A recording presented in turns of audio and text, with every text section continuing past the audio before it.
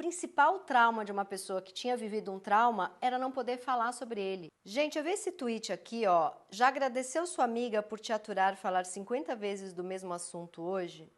E aí eu queria dividir com vocês alguns pensamentos e algumas leituras.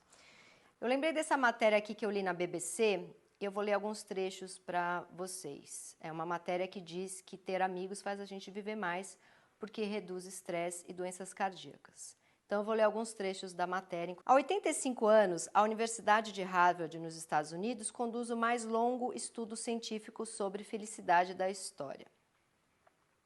O estudo sobre o desenvolvimento adulto começou em 1938 com cerca de 700 adolescentes. Alguns deles eram estudantes de Harvard, outros viviam nos bairros mais pobres de Boston.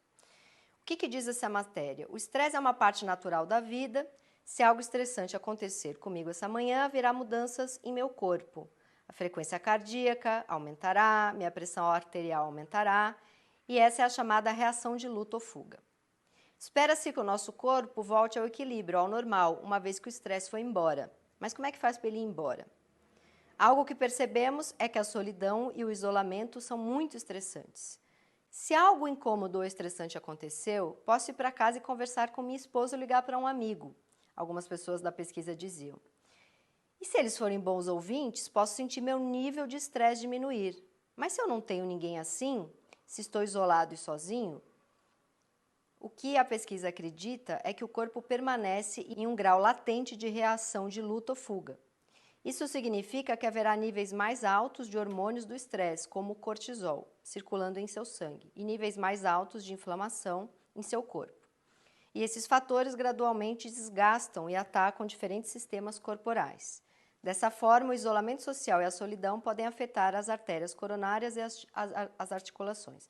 Então, o que essa pesquisa aqui descobre? Algo que a gente já sabia, mas agora com mais dados e números e tudo aquilo que eles gostam, que é o fato de que se a gente tem mais amigo e tem uma boa troca com eles e consegue contar para eles o que a gente está sentindo, as nossas dores e as nossas angústias, isso reduz o nosso estresse, reduz o risco de doenças cardíacas e a gente vive mais. E aí eu fiquei pensando que eu quero dividir com vocês também um pouco do que eu li, né?